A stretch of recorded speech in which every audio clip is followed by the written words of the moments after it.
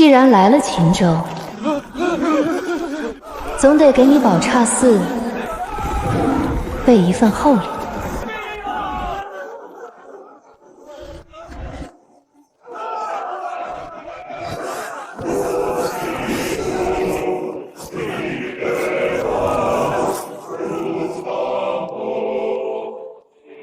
上好的秦州老窖，祖传秘方，好喝猫咪不伤脑。好香。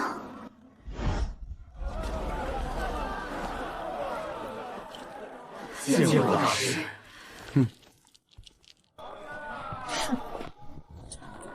没急着去找这帮秃驴的晦气，眼下肚子里的馋虫倒先闹起来了。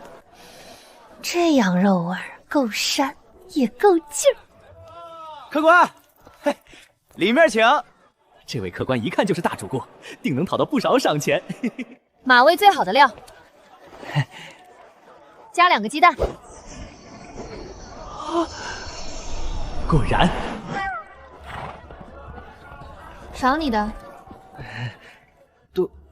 多谢客官。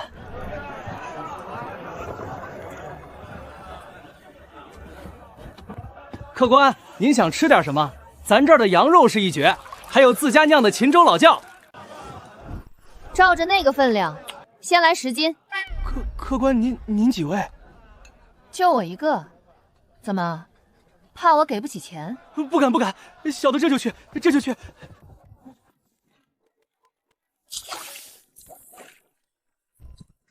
来了，手抓羊肉10斤，客官您请。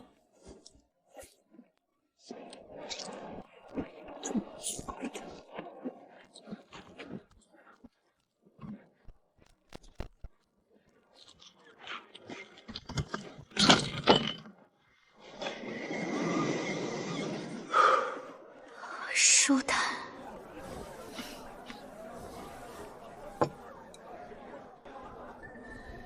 既然吃饱了，也该给那群秃驴准备晚上的礼物了。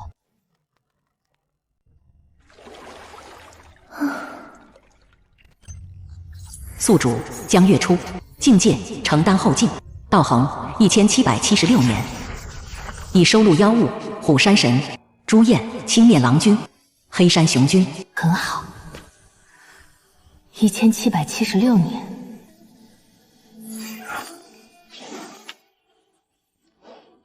就你了。黑山雄君，灌注。第1年，你出生在黑山，生来蠢笨，只知道吃。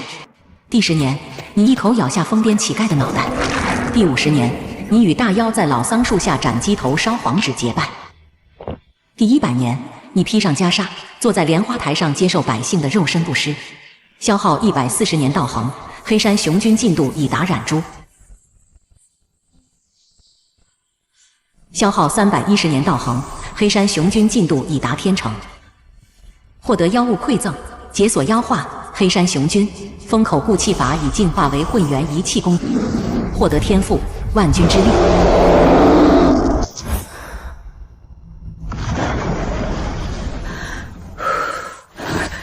这种感觉，力道竟是又提升了5成。黑山雄的风口固气法进化成了混元一气功，功力不仅可存于内，亦可显于外，格挡飞行道具。这玩意儿怎么越看越眼熟？哈萨给，哈萨给。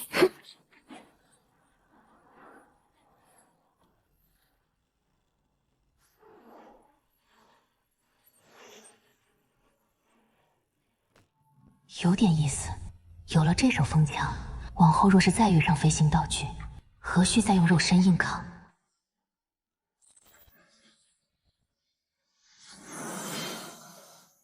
还剩906年道行，既然已经开了头，索性一不做二不休。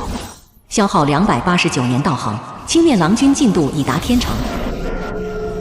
解锁妖化，青面郎君解锁召唤，可实体化召唤作战。没了？不是，你就没了？很好，屁也没有，等于说这200多年砸下去，就解锁了个妖化与召唤。算了，好歹待会儿晚上用得到。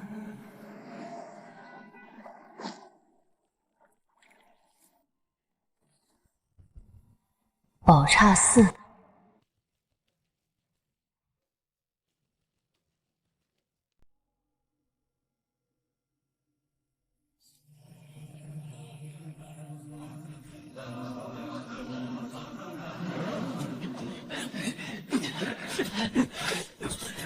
师兄，这还要挖多深啊？闭嘴！想死是不是？若是让监院听见，直接把你扔去喂了菩萨。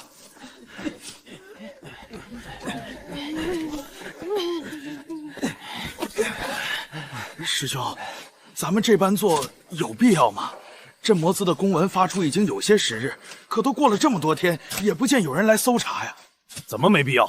若是那些官皮一直在暗中盯着，就等我宝刹松懈，到时候岂不是平白无故落人把柄？况且连望尘首座都死了，镇魔司这回怕是动真格了。也不知道那是哪里冒出来的狠人，连望尘首座都敢杀。听说那公文上写的清清楚楚，还要彻查陇右境内所有寺庙，但凡发现与妖魔勾结，先斩后奏，先斩后奏啊！届时，你我还不是说杀就被杀？就算事后住持为我等报仇，那又如何？人都死了，报仇有个鸟用！行了，都别愣着，赶紧把这些处理干净。真是麻烦，若不是那头畜生闭关，这些东西何至于还留到现在？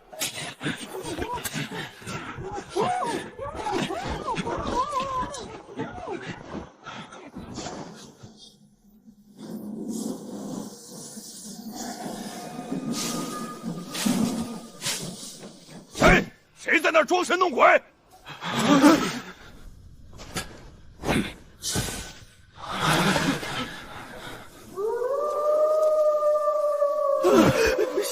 吓死我了！原来只是头畜生。行了，都别愣着，赶紧干活！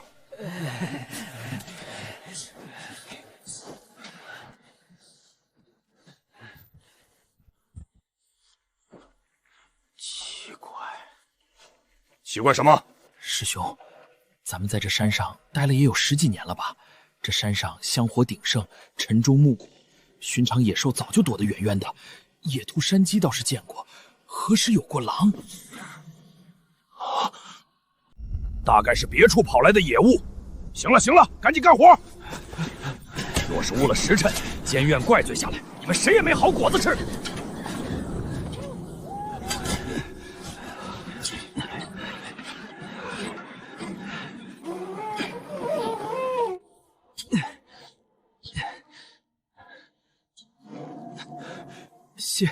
谢师兄，这土太硬，我是真刨不动了。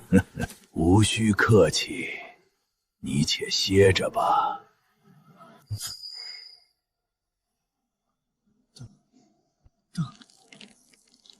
这声音，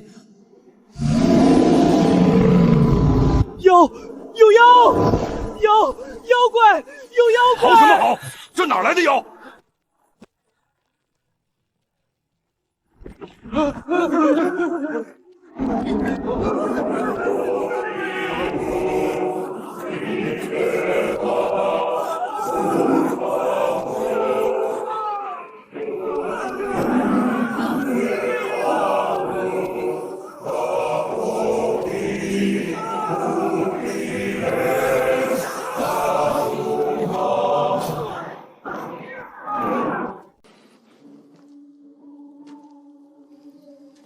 这群废物，埋几个人都要这么久。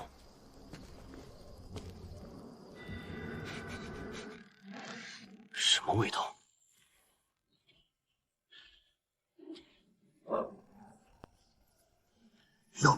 妖魔！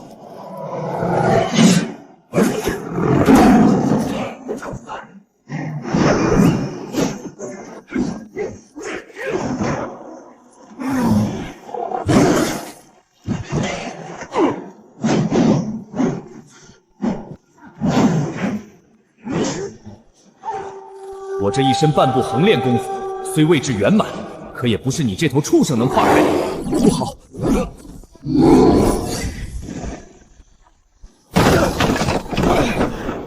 来人！来人！都他娘的死了不成？有滴血！发生什么事了？哪来的毛贼，敢指我宝刹四行凶？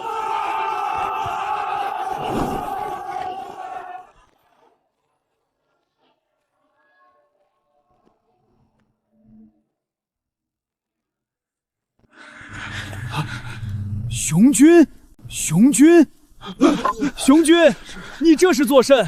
我是法才啊，咱俩经常喝过酒，你忘了？我不是听说你被镇魔司的人给杀了，莫不是侥幸逃过一劫？还有，你带这些个生面孔来闹什么事儿？若是再闹大，你大哥也保不住你。行了行了，都散了，误会一。死了！法才师兄就这么被拍死了？这黑熊不是自己人吗？从前的黑山雄君已经死了，现在的我是蠢货，废话那么多做甚？哦，杀！给我杀！都愣着干什么？这黑熊已经疯了！劫罗汉阵，宰了他们！劫罗汉阵，宰了他们！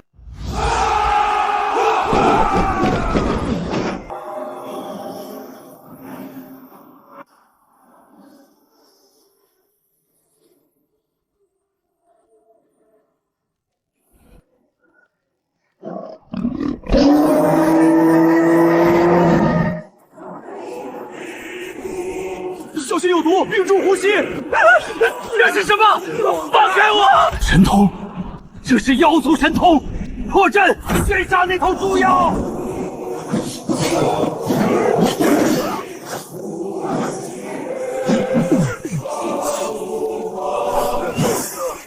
这畜生会武学！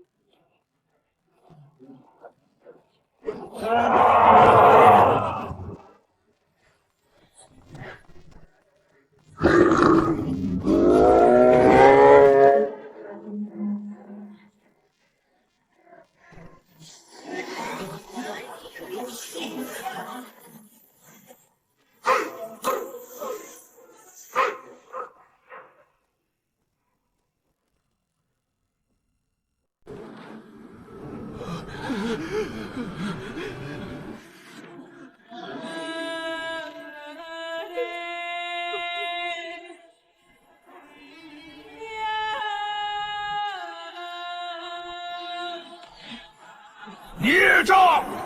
胆敢在我宝钗行凶！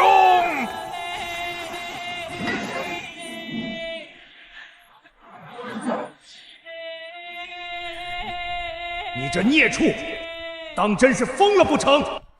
我宝刹待你不薄，每月血食从未断缺，你这是发什么疯？杀！我来挡住他们！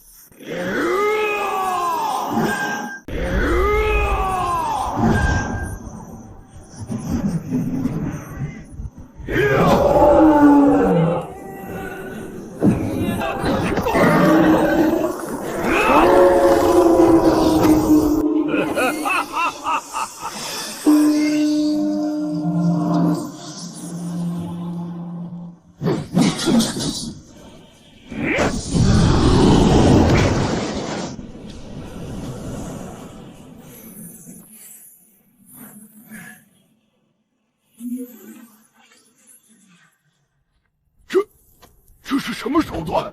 会不会是镇魔司？我记得上个月前，这黑熊不是已经被镇魔司的人给诛杀了，如今忽然又出现在这里。不可能，镇魔司行事虽霸道，毕竟是朝廷中人，且素来以斩妖除魔为己志，怎会与妖魔勾结？死而复生，这般手段闻所未闻。如此看来，说不定这畜生侥幸逃过一劫，只是不知为何会突然反水。我早便说过，畜生终究是畜生。若不是方丈当初定要留下他们，怎会有如此局面？引狼入室，反噬其主。不行，我得找这畜生的兄长好好问问。方丈既然这般做，自然有他的考量。更何况如今那畜生正在闭关，方丈曾言任何人不准轻易打扰，还是先禀报方丈吧。昨夜那一出大戏，虽然没能亲眼瞧见，但光是想想那群秃驴气急败坏的模样，便觉通体舒坦。若是黑熊的兄长知道自己的结拜兄弟带着外人来砸场子，也不知会是个什么精彩表情。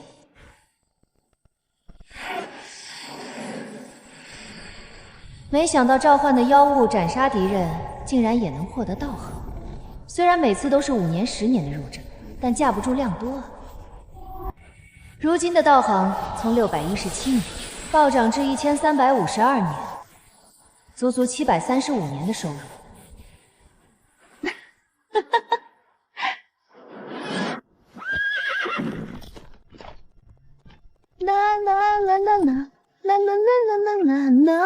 寂寞的夜唱小心的歌，寂寞的夜唱小心的歌。大人，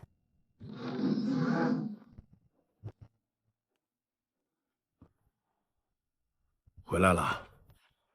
卑职幸不辱命，特来复命。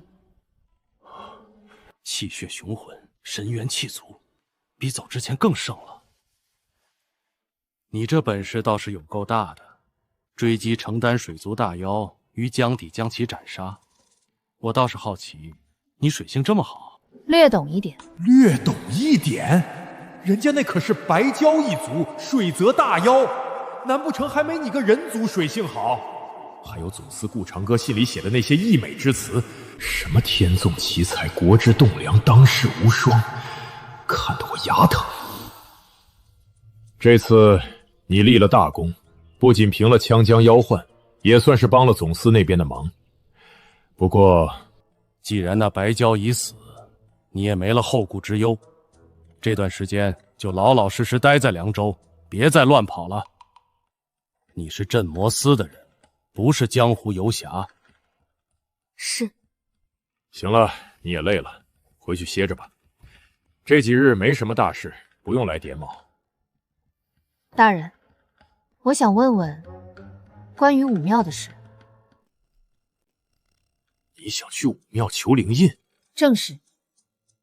你此次斩杀羌江龙王，加上之前的功劳，足以换取一次去武庙的机会。不过，我不建议你现在就去。为何？虽然只要是承丹境便可入内，但能否求得灵印，一看机缘，二看底蕴。你如今虽已入承丹，但到底时日尚短，若是贸然进去，极有可能空手而归。依我看，你最好等到承丹圆满，将武道金丹修到极致再去尝试，把握才更大些。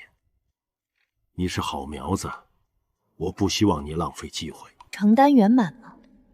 吞了白蛟一身精华，其实距离圆满也就差临门一脚了。多谢大人提点，不过卑职如今已是承丹后境。你后境了？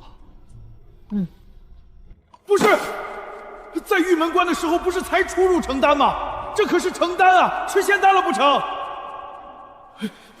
照你这速度，用不了1年，岂不是要到燃灯了？略有所感，侥幸突破。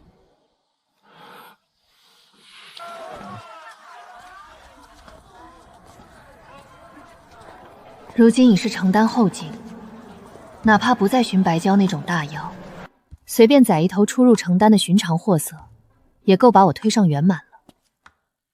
只是这年头成气候的妖魔不好找啊，能活这么久的畜生，保命本事都很强。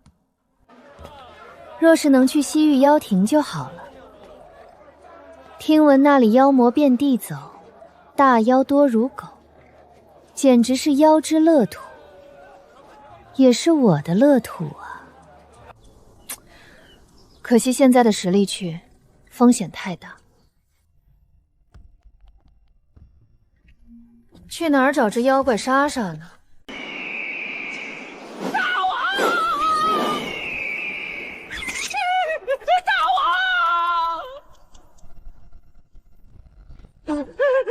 大王，妖庭有旨。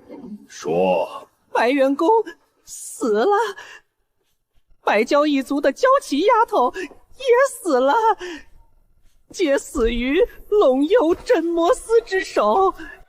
有意思，短短10日，连斩我妖庭2名成丹大妖。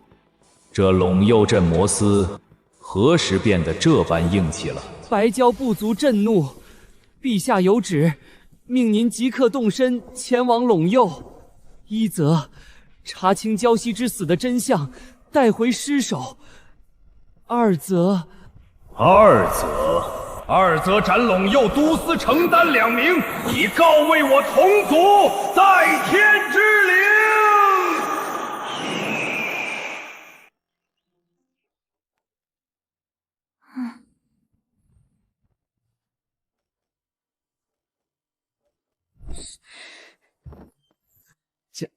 江姑娘，起这么早？若是没记错，是你敲的门吧？是在下唐突了。进来说吧。大人还没吃吧？这家的包子馅儿少皮厚，味道不行，您尝尝。你我之间何须如此弯弯绕绕？若是想请我吃饭，也不必挑这大清早的。说吧，出什么事了？果然瞒不过你的眼睛。实不相瞒，在下今日冒昧登门，是有事相求。说。在下自18岁入司，摸爬滚打至今，已有7、8年有余了。前些日子，侥幸有所感悟，一身气血总算熬到了火候。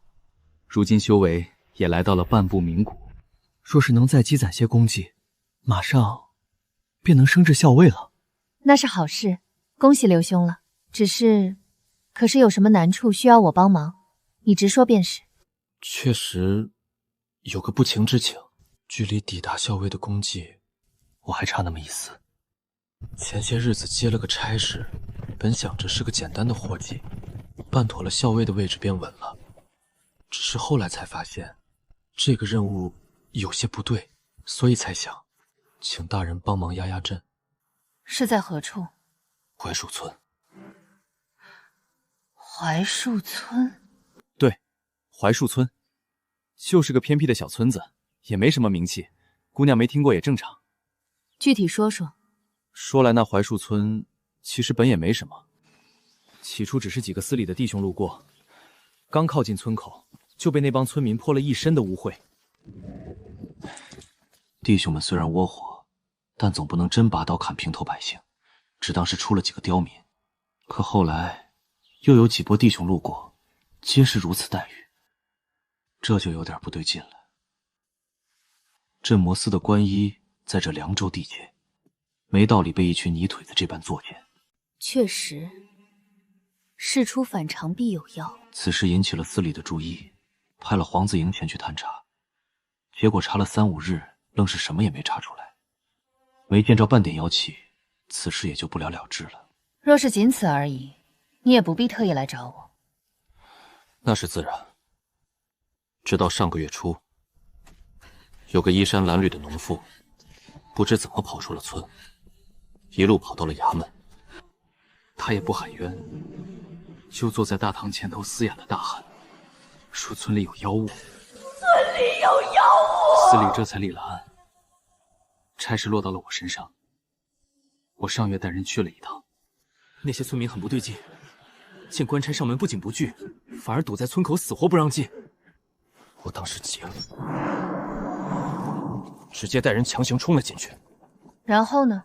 什么也没发现，里里外外搜了个遍，连根妖毛都没见着。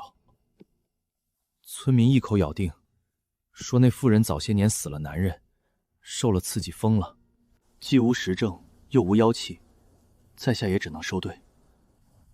可回来后我不甘心，便让人暗中盯着。没过2日，手下的弟兄便发现那妇人不见了。去哪儿了？不知，第3天一早便不见人影。入村去问，村民也摇头说不知。怎的偏偏在这个时候消失？这么大一个活人，村子里竟无一人知晓去哪儿了。如此手段，做得滴水不漏，甚至能瞒过黄自颖的探查。若真有妖物，那定然不是寻常货色，手段不俗，甚至……反正也闲来无事，这不凑巧的吗？走吧。去哪儿？你不是想升校尉吗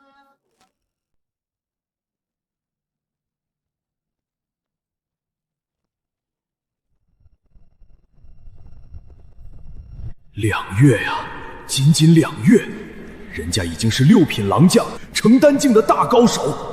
还好当初服了软，若当时真脑子一热去找回场子，怕是这会儿坟头草都该有3尺高了。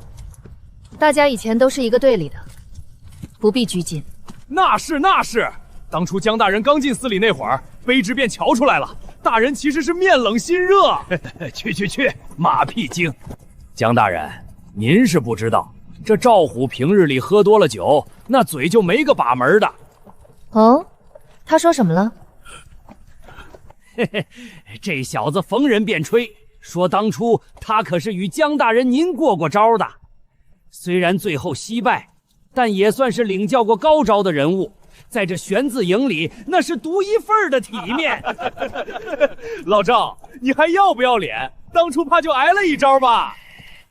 那怎么不叫？高手过招，胜负本就在一瞬之间。再说了，能与江大人切磋那是福气，你们想挨还没那资格呢。行了，快到地方了。这。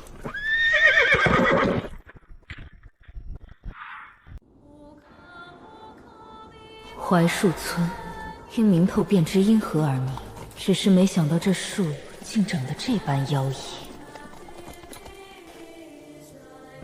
几位老丈，在下乃镇魔司之人，前些日子来过，不知村正可在？我们要入村，再查查那疯妇失踪一案，还请行个方便。滚！你说什么？我说滚！都说了没有妖魔，没有妖魔，那是他自己跑了，跟野汉子跑了。你们这群吃皇粮的，3天2头来折腾我们这些苦命人，还要不要人活了？官兵杀人了，官兵要逼死人了，没活路了，老天爷不开眼啊！你也看见了，这帮刁民软硬不吃，若是真动了手，传出去咱们镇魔司欺压梁山，这名声……名声，我只数3声，3声过后，尔等若不让开，世上再无槐树村。你这女娃娃好大的口气，有种你就从老头子身上踏过去，反正这世道也不让人活了，死了干净，死了便厉鬼也不放过你们。来呀，有本事把全村都杀光！退后！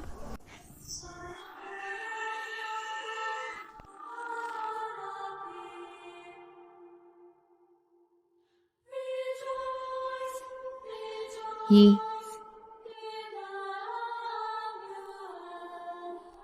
2。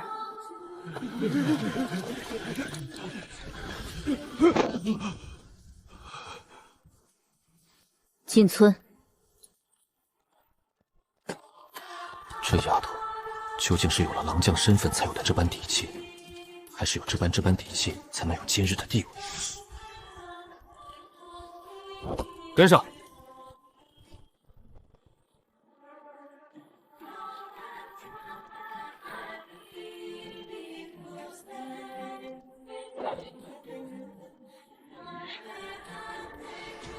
搜，2人一组，别放过任何一个角落。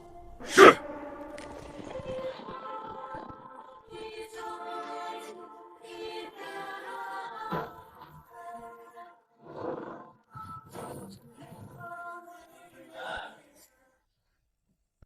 江姑娘，您如今已是成丹境的高手，感知敏锐，可曾察觉到有什么不对劲的地方？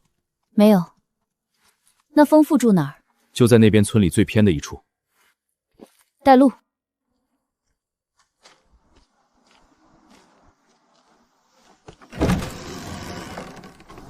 江姑娘，就是这儿。江姑娘，就是这儿。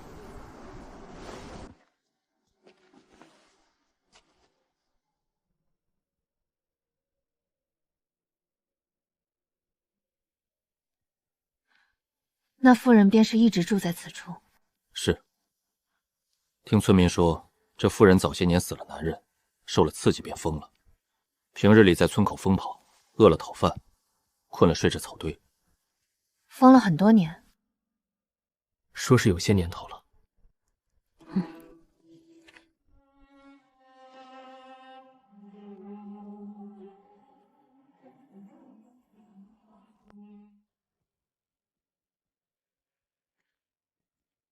刘晨在，他有孩子。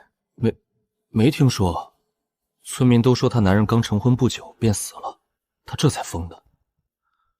上次来搜的时候只顾找人，没翻得这么细，是我疏忽了。藏在那种角落又是陈年积灰，没发现也正常。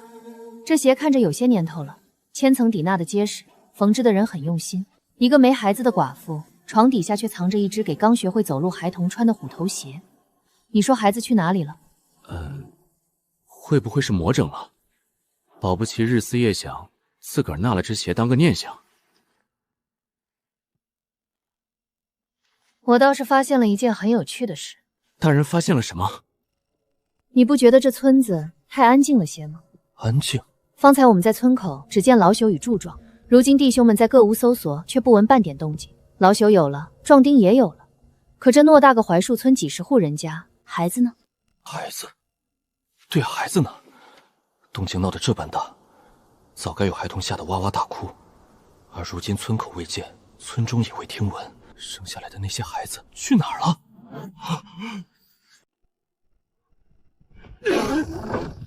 都过来，别搜了，都给老子滚过来！头儿，怎么了？你们刚才搜的时候，屋里都有什么人？屋里剩下的全是些动弹不得的老废物，有的瘫在床上，有的瞎了眼，还有的只会流口水。没有孩子，这怎么可能？既然没有孩子，这村子的香火是怎么延续下来的？这根本就不合常理。江姑娘，去问问不就知道了。怎么，官爷们搜完了？可搜出那所谓的妖魔了？解释解释，别跟我说是捡来的。那疯婆子想男人想疯了，整日里幻想着自己有个大胖小，没事就纳鞋底藏着，说是给以后儿子穿。这事儿村里谁不知道？少他娘的跟老子扯淡！一只鞋说明不了什么，那全村的孩子呢？老子刚才搜遍了全村，几十户人家，连生奶娃娃的哭声都没听见。就算那疯妇没孩子，你们呢？我看村里也有不少妇人，怎么着？这槐树村的风水就这么邪性，一个都生不出来。死了，什么都死了。这年头兵荒马乱，妖魔横行，老天爷又不赏饭吃，咱们这种穷乡僻壤能养活自己就不容易了。生下来也是遭罪，饿死的饿死，病死的病死。放屁！一个两个养不活也就罢了，全村几十户，几十年都没一个活下来的，你当老子是傻子不成？把我杀了吧，把我杀了吧，反正都没了指望，活着也是受罪。官爷行行好，给个痛快，让我去地下跟那些个短命鬼团聚。求官爷赐死，求官爷赐死！蝼蚁尚且贪生，何曾有排着队求官差杀头的道理？头儿，这帮人是不是中了什么邪术？我看这些老人的眼神都不像是活人。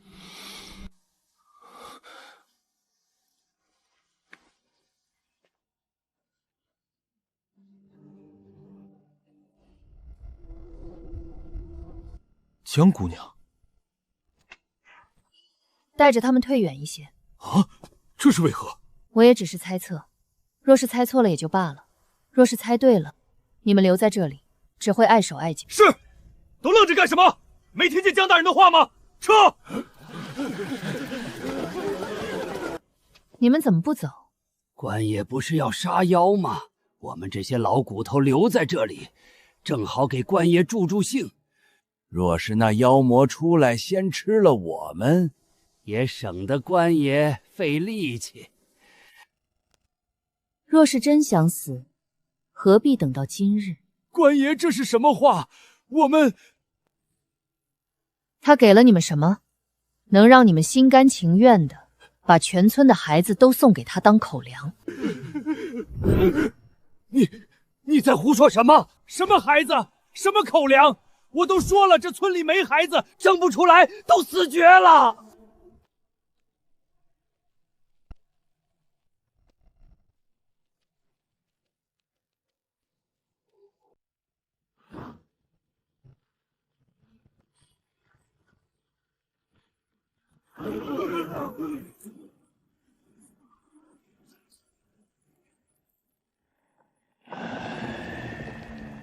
成丹境，而且气息浑厚，比那头白蛟还要扎实些。终于舍得出来了。既已相安无事多年，何苦要来坏这一方安宁？这槐树村地处偏僻，靠天吃饭。旱灾那年，方圆百里，赤地千里，一子而食。可这槐树村活了下来，为何？因为本座许诺给他们一条活路。本座不修杀法，只修草木枯荣。我与他们无骨，保他们不死。他们与我血食，助我修行，全凭心甘情愿，从未强求。大人，那时候没吃的呀，与其全家饿死，不如送一个走，换全家活命。女娃娃，你还年轻，不知这世间残酷。本座虽食血肉，却也庇护一方水土。若无本座，这几十户人家早已成了路边枯骨，哪还有今日的苟延残喘？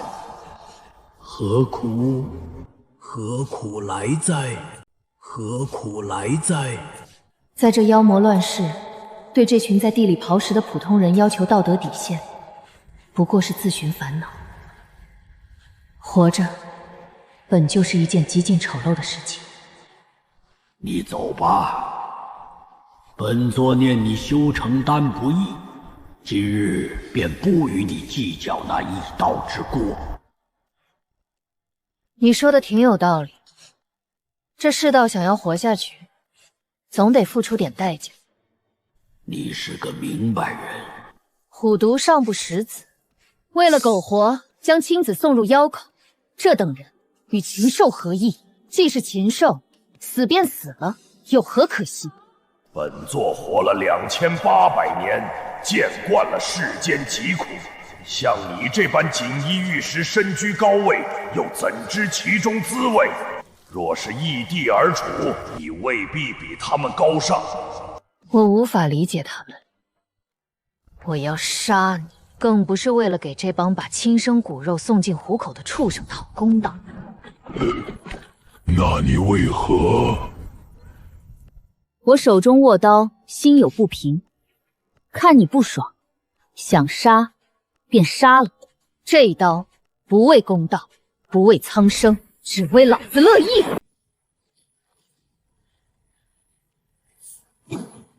王光！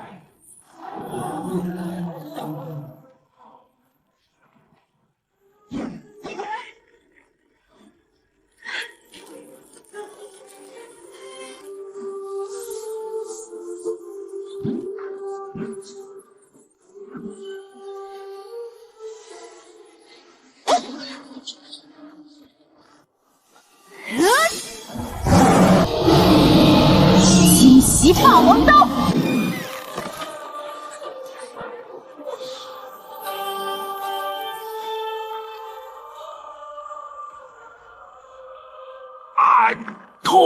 痛杀我也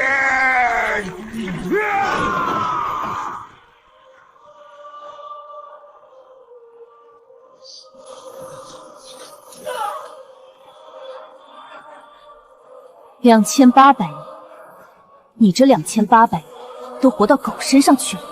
既然你没别的本事，那就可以去死了。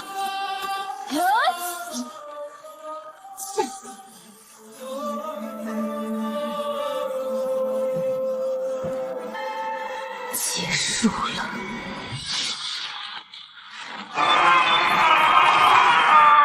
击杀成单境生物，获得其道行2833年。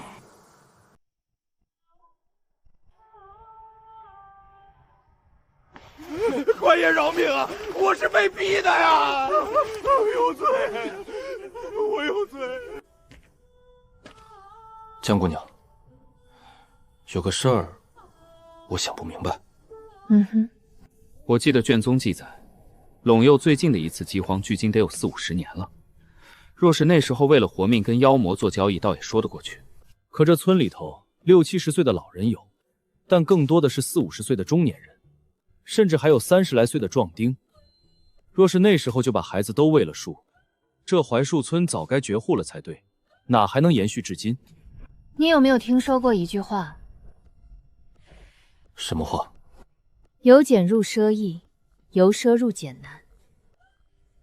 一开始确实是为了活命，可3年过了，雨水足了，现在却有2个选择：一是面朝黄土背朝天，累死累活在地里刨食，看老天爷脸色；二是只需要生个孩子，往树底下一扔，便能换来全家的口粮，舒舒服服的躺着过日子。人性本就如此，好逸恶劳。一旦尝到了不劳而获的甜头，谁还愿意去吃苦？生下来养大一点，送去喂树换粮食，继续生，继续换。那刚才为何还有人求死？这村里的人多了，胃口越来越大，可村里的妇人肚子却跟不上了。这一代的孩子已经被吃绝迹了，没了孩子，他们拿什么换？自然是轮到这些没用的老东西了。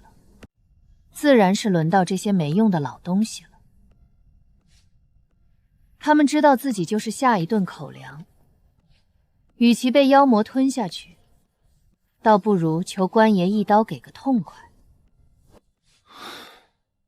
事儿都办完了，带着人先回去吧。江姑娘不一起走？我还有点事。那卑职便先带人押解犯人回司里复命。这次多亏了江姑娘出手。怪哉，这大半个月来，除了几起小妖作祟，整个陇右道竟是如此平静。想来应是2大承丹大妖短短10日被接连斩杀，这般雷霆手段，谁不胆寒？这丫头，怕是迟早会如当今右镇魔使一样，光是亮出名号，便能镇守无数大妖。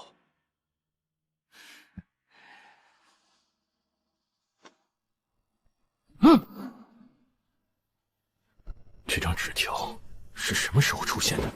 是谁放的？我竟毫无察觉。扬州府外30里，我有话问你。既然约魏某至此，阁下又何必藏头露尾？你倒是来的比我要想的早一些。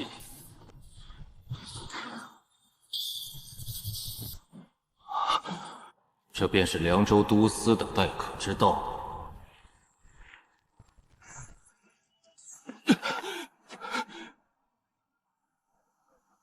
点墨，不，众连境妖王。魏大人不必惊慌，本王今日请你来，并非是为了杀人，只是有些小事想找魏大人打听打听。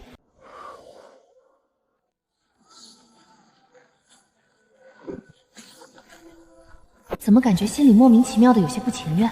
难不成这血石公还不乐意吃素？不准挑食！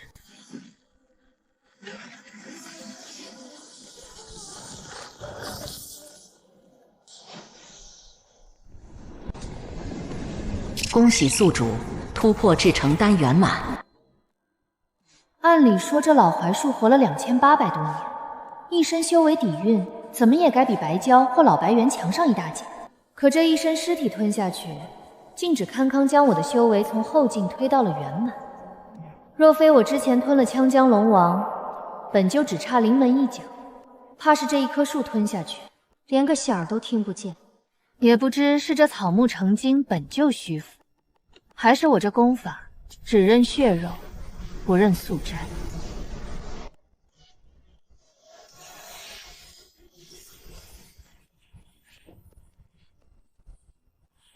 当前道行2905年。罢了，做人不能太贪心。虽然这树妖身子虚了点儿，但这给的道行却是实打实的豪横。加上剩下的零头，这一波可谓是暴富。可该如何消费呢？是白蛟还是白猿？白蛟光是魔影便有神通馈赠，相比之下白猿就显得平平无奇了。可如今身处大西北，黄土遍地，水汽微薄，若是修了控水，在这干得冒烟的地界，怕是一身本事要打个对折。反倒是白猿操控山石之术，就你了。灌注白猿功，灌注白猿功。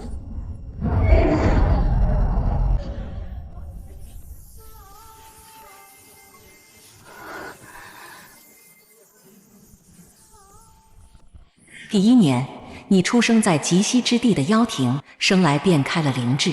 第50年，你学会了人族的语言，酷爱翻阅人族书籍。第100年，你读遍了手中的书，开始厌恶妖庭的混乱。第500年，你悟出了搬山之法，你坐于山巅，观云卷云舒。第827年，你在瀑布下读书，遇到了一只不知天高地厚的幼虎。第857年，那头老虎的刀法已然大成，你想带它回西域妖庭，可妖庭排外，于是你想给它求一个名正言顺的身份。第859年，卯日妖王许诺你，只要你帮白蛟一族的一个后辈凝练出龙珠，便给你那徒弟一个入妖庭的名额。第894年，你正在为那条小蛟护法，妖庭却传来了一个惊天动地的消息：妖皇带回一个人族女子，还扬言要娶她为妻。第897年，大唐的铁骑踏破了妖庭。第899年，妖皇带回的女子竟是在混乱中逃了，据说便是往陇右方向逃窜。妖皇雷霆震怒，负责镇守边界的卯日妖王差点被剥了皮。你也收到了卯日妖王的命令，定要留意此女。第901年，妖庭又传来消息，妖皇竟有一子嗣，遗留在长安。可如今妖庭这般惨状，谁敢去长安找人？你摇了摇头，感叹这世道的无常。消耗1640年道行，白猿功进度已达染珠，近五谷提升至无上，获得神通搬山填海。此乃白猿功观天地山川所悟，可操控周遭土石地形，化山岳为冰，改天换地。翻山填海，起，很好，试试白猿宫那招微型五指山。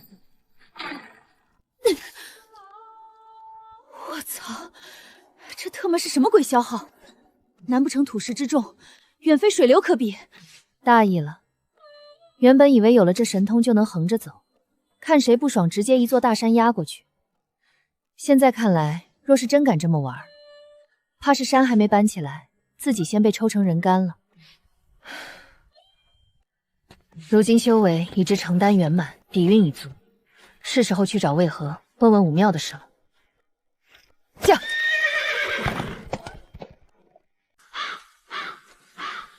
魏大人好歹也是益州都司的掌印人，这般胆色，未免有些让人失望。阁下既然是妖王至尊，不在西域纳福，却不远万里潜入我大唐腹地，莫非是欺我陇右无人？魏大人是个聪明人，有些话不必本王挑明。陇右苦寒，镇魔都司连一位指挥使也无。可若是真没人管，我妖庭何至于还在西域待着？不错，若是真无人坐镇，西域那些桀骜不驯的妖王怎会如此老实？既然他敢现身，意味着坐镇陇右的那位也已经察觉了。本王知道你在想什么，本王也承认，若真动起手来，本王不是那位的对手。实不相瞒，若非妖皇亲自下令，本王甚至懒得来你这凉州府。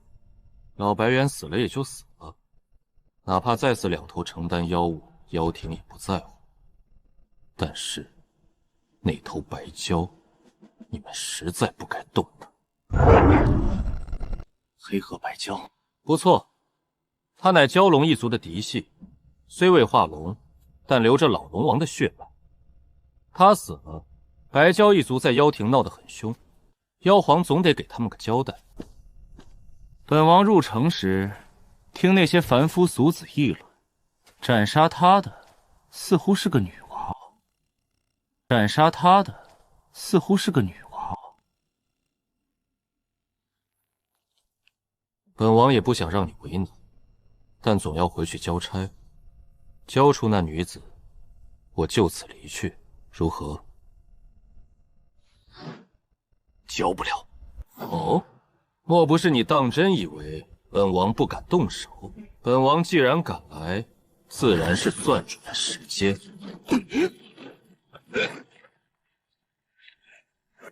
若你觉得妖皇在我总指挥使手中还能保下你，你大可试试。总指挥使怎么和那般人物扯上了关系？那女子有什么背景？阁下也是活了1000年的老妖了，这双招子应该比魏某亮堂，能在18、19岁的年纪斩杀成丹白蛟，你觉得若是没有背景，能养出这般人物？本王活了6000年，当年面对大唐皇帝御驾亲征都没死，靠的是什么？靠的是骨气吗？屁！靠的是审时度势。这世道骨头硬的，坟头草都换了好几趴了。17、18岁斩成丹，这等天骄背后要是没个通天大能，本王把名字倒过来写。杀了他容易，惹出背后的老怪物，妖庭能保我？为了给白蛟一族出气搭上自己的命，不划算，极度不划算。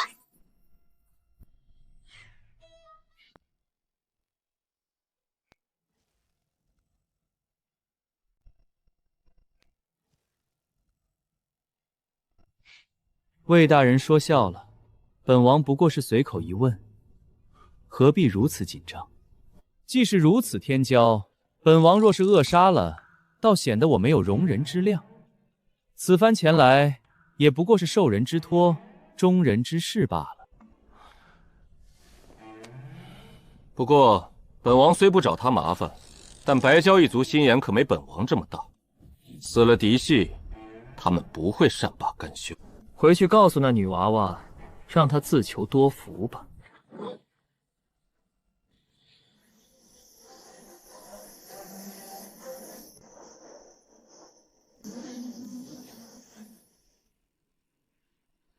替我将此物转交给那女娃娃，今日之事，算是她欠本王一个人情。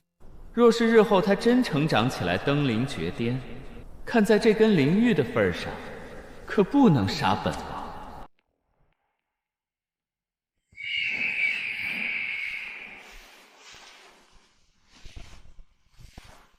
为何那厮的话虽不似作伪，可到底是一面之词？不行，本王得回去看一眼。若是真的也就罢了，若是假的……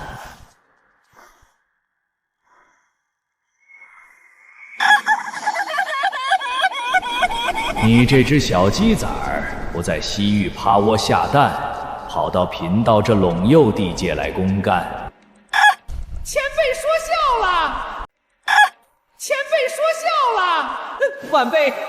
晚辈听闻陆佑风光无限，大漠孤烟，长河落日，仰慕已久，特来一观。哦，只是逛逛。千真万确，晚辈入关以来，一直恪守本分，从未伤过一个人族百姓，更未动过一草一木。哪怕是方才在凉州都司，也只是找魏大人叙叙旧，喝了杯茶便走了。前辈若是不信，大可去查。既如此，那倒是贫道错怪你了。哪里，是晚辈不懂规矩，惊扰了前辈清修。既然误会解开，那晚辈就不打扰了，这就回西域。慢着，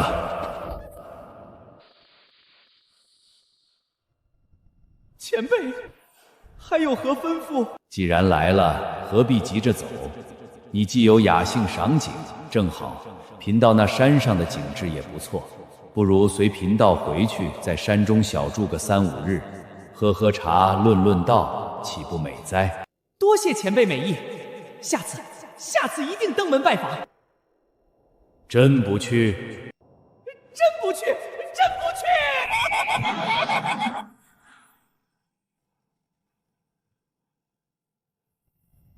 若不是看在当年你为我大唐带路的份上，岂能真放你走？哼！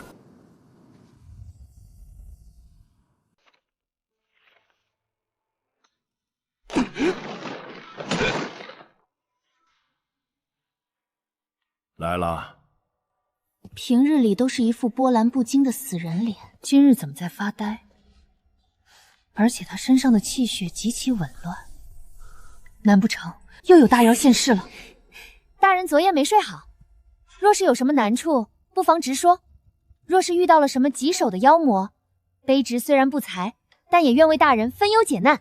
这丫头短短入司2个月，不是在斩妖，就是在斩妖的路上。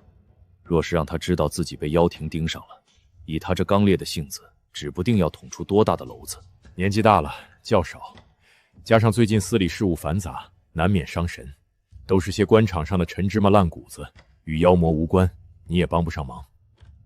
哦，大人既然无事，那卑职有一事相求。我想去武庙。怎么又提这茬儿？我不是同你说过吗？武庙求印非同儿戏。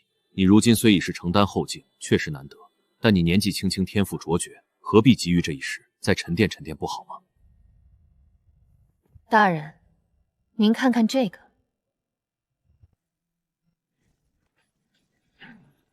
成丹圆满？不是，前2天不还是后进吗？这才过了多久？2天还是3天？就算是吃饭喝水，也没特么这么快吧？你是人吗？哦，大人，现在可以去了吗？既然已至圆满，自然是可以去了。大唐幅员辽阔，设武庙8座，按理说，距离咱们凉州最近的是剑南道的武庙。剑南好啊，来回最多1个月。上次路过没怎么尝尝那边妖物的咸道，这次正好去进点货。不过我不建议你去剑南。那去哪里？去长安。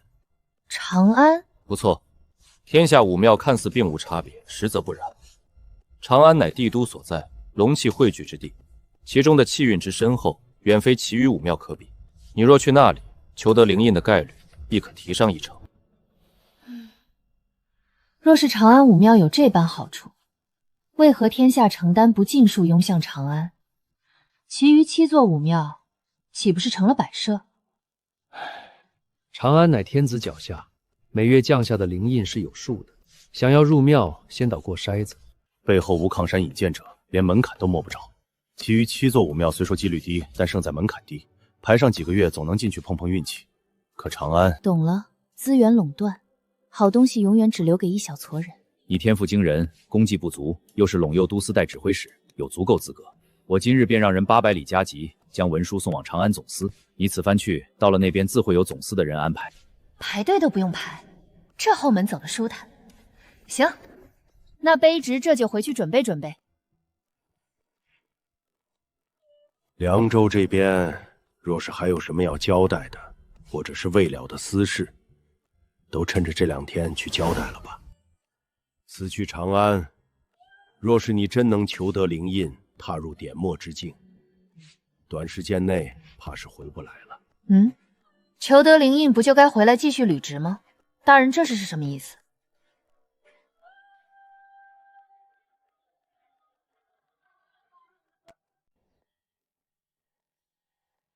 怎么回事？难道变成女子，性格还这般多愁善感了起来？前世远离家乡独自漂泊，不也是一个人过了这么多年？若是去个10天半个月也就罢了，可为何话里话外都是让我别回来了？浪费粮食，可是要遭雷劈的。卖了嫌麻烦，那就送人吧。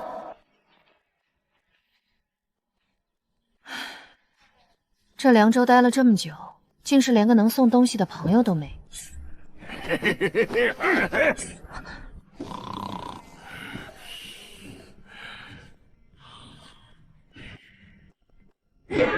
谁？怎么了？怎么了？江大人，您这是？这是去哪儿打劫了？给你们的。大人，这不过年不过节的，您这是唱哪出？我要走一段时间，一时半会儿回不来，反正也带不走，给你们算了。大人是要去哪儿？长安。大人此去可是为了武庙？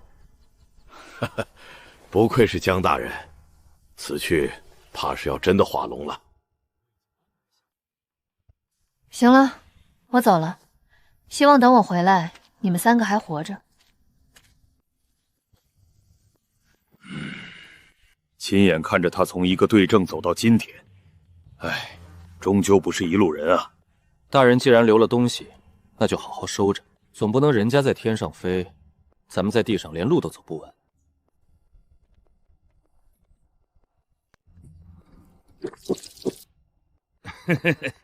长安啊，真他娘远！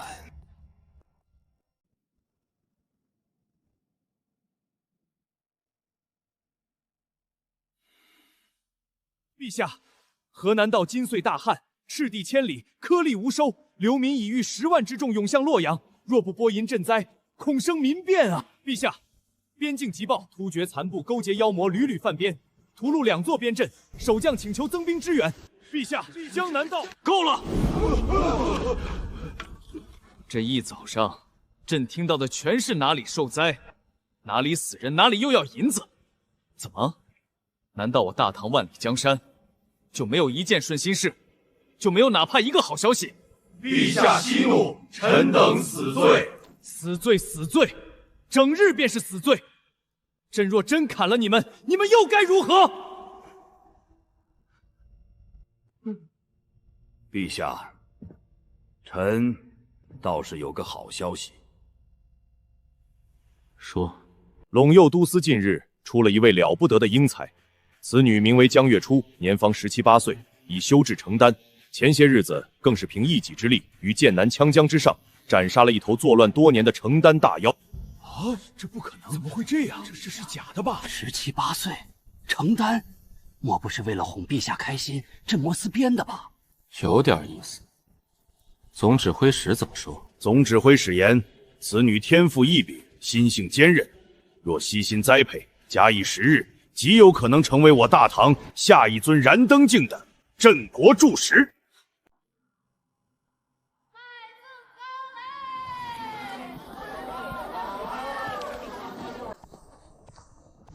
哇，娘，看那个姐姐长得好俏！嘘，别乱指，那是镇魔司的大人，小心抓你去做花肥。长安乃龙气汇聚之地，万法披翼，传言非虚。我身为人族，一身实力竟也被压制的只能发挥7、8成。若是妖族来此，怕是1成都发挥不出。那岂不是可以把妖族骗进来杀？好像妖族也不是傻子。临行前，魏和谦叮咛万嘱咐，说在长安街上扔块石头砸到10个人，3个是皇亲国戚，4个是当朝大员，剩下3个是他们的家奴。让我收敛脾气，别动不动就拔刀杀人。我又不是什么杀人狂魔，只要别惹我，我还是很和善的。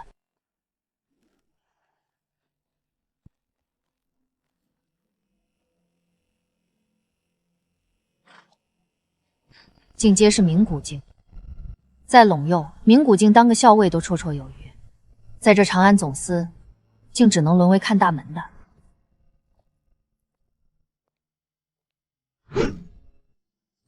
止步！止步！不知大人来总司有何公干？金线绣绶，6品郎将，还是陇右都司的金仪。这般年轻的女娃娃，怕不是哪个世家大族送去边疆镀金的子弟。混个2、3年资历，再调回京城。陇右都司这么豪混，回去我也得让我爹疏通疏通。在下入京是为求武庙灵印，敢问崔偏将可在？武庙有问题？没问题。我操！入武庙求灵印，起码得是承丹后境。17、18岁的承丹圆满，这他娘的是打娘胎里就开始练功了不成？崔将军正在堂内议事，卑职这就去通报。只是今日事忙，怕是要多等片刻。大人不如先进偏厅稍作歇息。不必了，快去吧，我就在这儿等。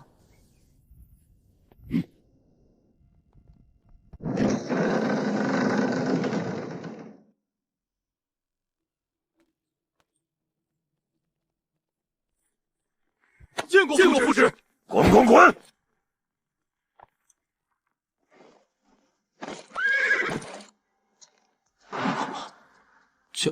江姑娘，顾大人，你就是陇右都司的江丫头。回复指挥使的话，正是江月初江姑娘当初斩杀羌江龙王，便是她出的手。既然赶巧碰上了，那便别愣着了，一起去吧。什么意思啊？这老头谁啊？好大的官威，这特妈是直接拉壮丁啊！江姑娘，既是副指挥使之意，那便别问了。事出紧急，路上再与你细说。顾大人，这般火急火燎，究竟是去何处？青阳。青阳，也就是前世咸阳所在，离长安倒是不远，半日脚程。你也知道，长安乃天子脚下，龙气汇聚。寻常妖物靠近这荆棘之地，都会被压得喘不过气，所以总司这边其实并没有多少人驻守。大部分点墨境以上的高手，皆被分派到了附近几道镇守关隘。留在总司的，除了几位副总指挥与镇魔使，剩下的也就是些处理文书的文官。那这次运气不好，几位副总指挥恰好皆不在荆州，总指挥使更是跑去了江南。如今只剩下这位副指挥员坐镇。就在半个时辰前，荆然县传来急报，诡异妖王不知从哪得到总司空虚的消息，竟敢屠了荆然县下辖的3个村落。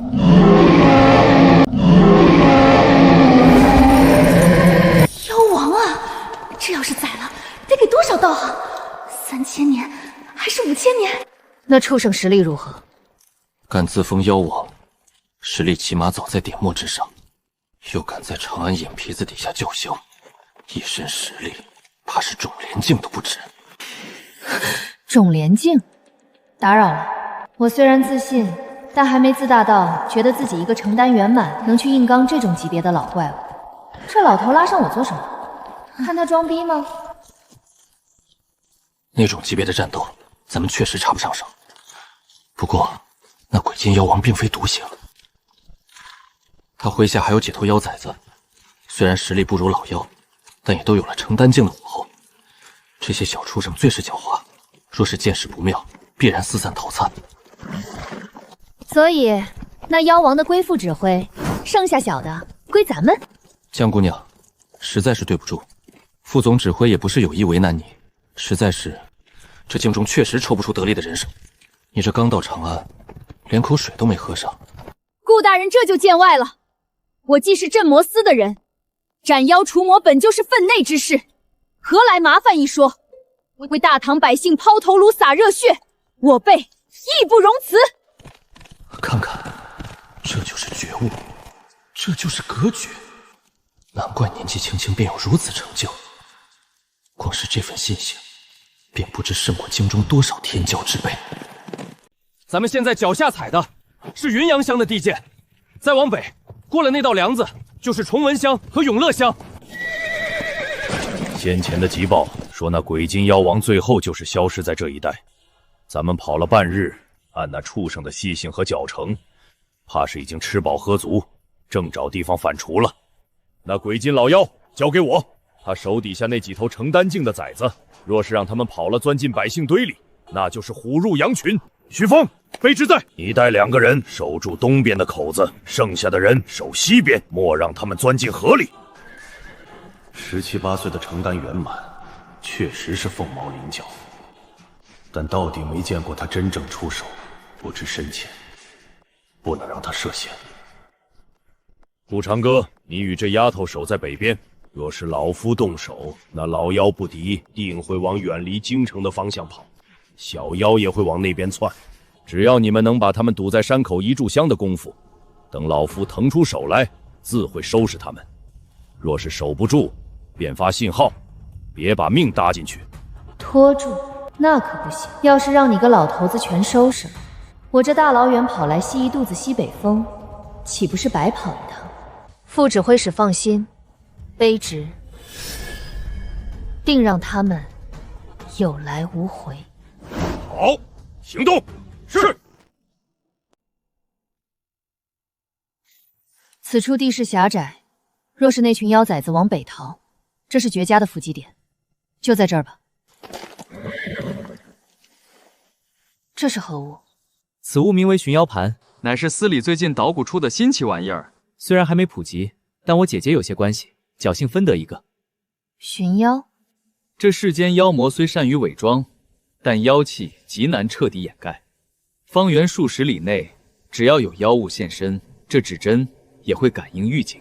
若是能在妖魔身上截取一丝气息打入盘中，只要那妖魔还在千里之内，这指针便能将其死死锁定。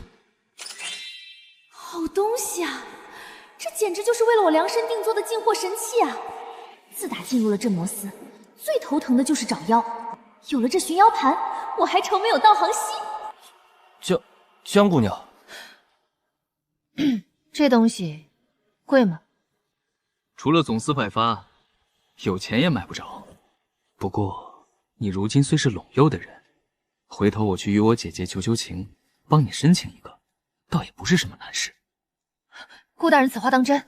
君子一言。想来申请必然繁琐，这顾长歌倒是过于热情了。不过，或许是报答我上次在剑南救了他的事，到底是京城子弟，讲究。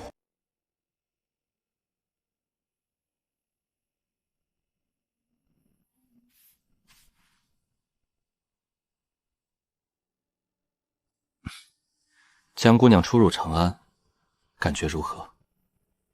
大。还有呢？感觉东西挺贵的吧？确实，长安米贵，居大不易。不过以姑娘的本事，若是想在长安扎根，倒也不难。总司对人才向来大方，每月的俸禄加上津贴，足够在京中置办个小院子了。顾大人说笑了，我不过是运气好些罢了，哪敢奢求什么高官厚禄。运气也是实力的一种。对了，江姑娘，待会儿若是那几头妖崽子来了，你可得有个心理准备。怎么，很难杀？倒也不是难杀，这鬼金妖王本体乃是山羊。羊？莫要小瞧了这畜生。上古星宿之中，便有鬼金羊一系。这妖王虽是阳身，却生性残暴，喜食人心。而且，这畜生极善蛊惑人心，最爱披着人皮，装作一副慈眉善目的模样混迹于市井。他手底下的崽子，也多是些山羊、野绵羊成精。披着羊皮的狼听过，披着人皮的羊倒是头一回见。来了，来了！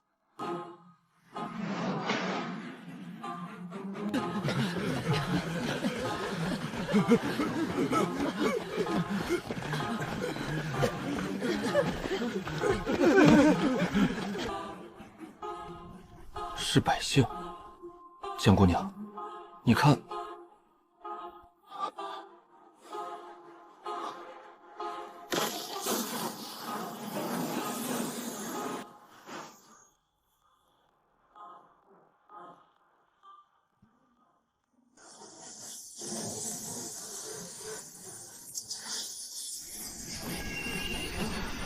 金泥霸王刀！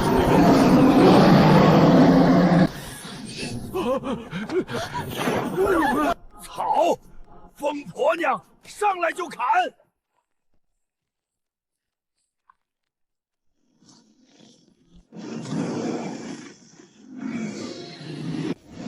不知死活的东西！杨爷这双脚千锤百炼，堪比金刚。既然你找死，那就别怪杨爷心狠。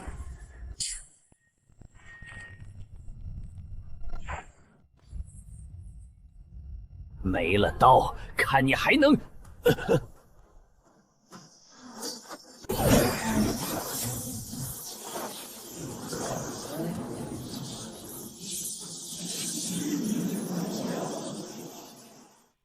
阴阳纵横手。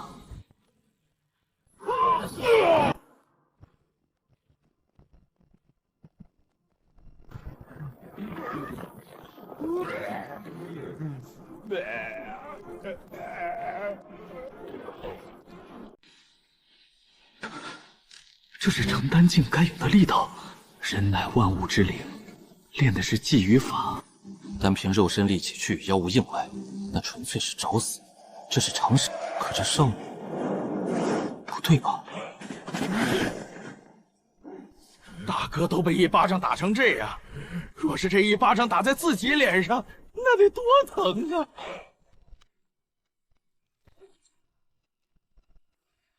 都他娘的傻愣着干什么？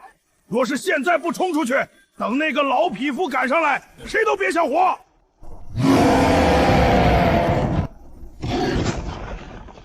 江姑娘，莫慌，我来助你。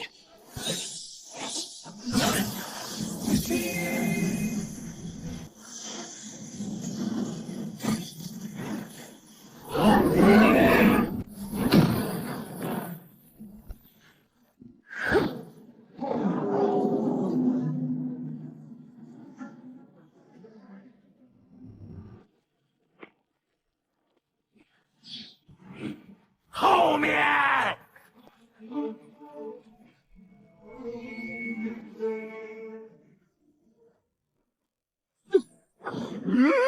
这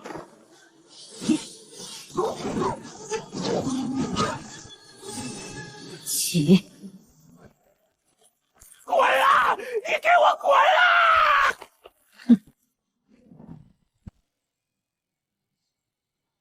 击杀成丹境生物，获得其道行655年。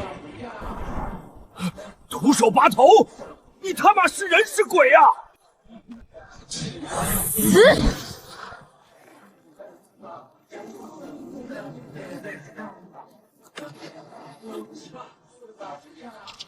击杀成丹境生物，获得其道行742年。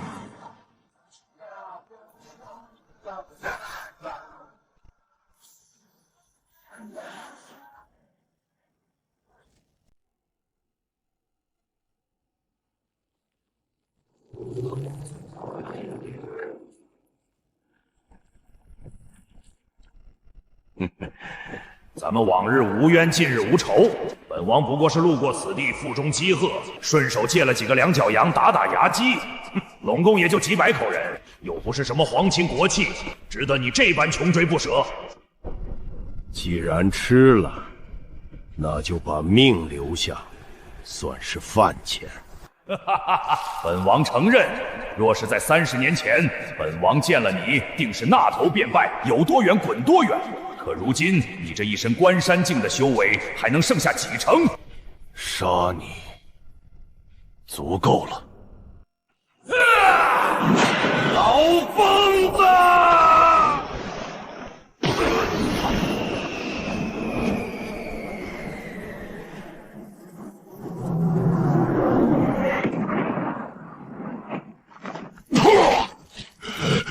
你不要命了！到了关山境这般地步，哪个不是把老命看得比什么都金贵？这老东西早在30年前就落了一身伤病，竟不顾重伤之躯跟我玩命。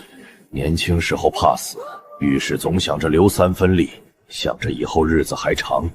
可到了这把岁数，忽然若是临死之前还能拉几头妖王垫背，也不枉我赵仲流此生。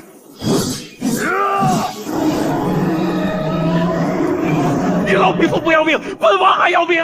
你老匹夫不要命，本王还要命！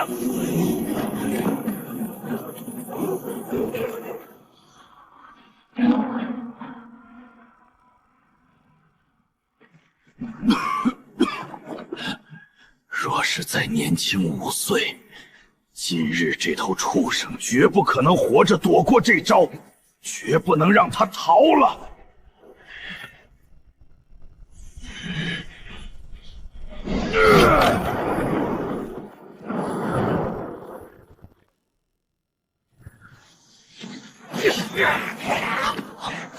那是副总指挥，父王逃了，父王竟然不是那老匹夫的对手！江姑娘，他们要跑。那妖王是很馋，可捡漏这种事看运气。若是运气好，老头子把他打个半死，我补刀，那是泼天赋；可若是捡不着，也不能亏了本钱。眼下这几块到了嘴边的肥肉，要是让他们飞了，那才是遭天谴。先吃了再说，哪里跑？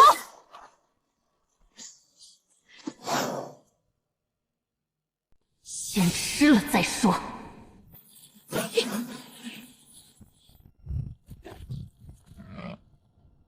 好机会，阴阳纵横手，死！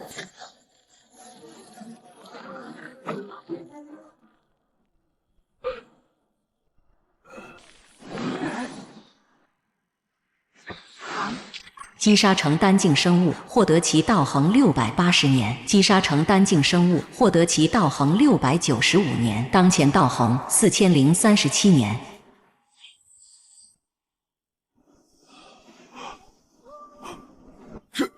这是老三、老四死了，都死了！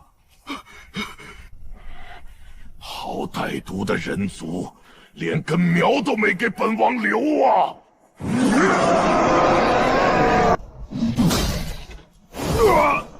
哪怕再恨，若是再不跑，今日这条老命怕是真要交代在这儿了。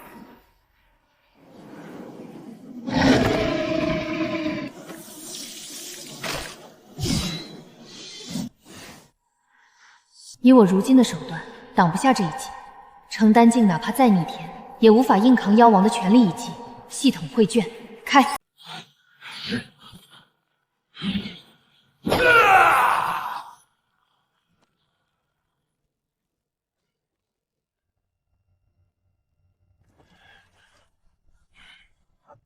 赵老，无妨，倒是你们2个没缺胳膊少腿吧？卑职无碍，多谢副总指挥救命之恩。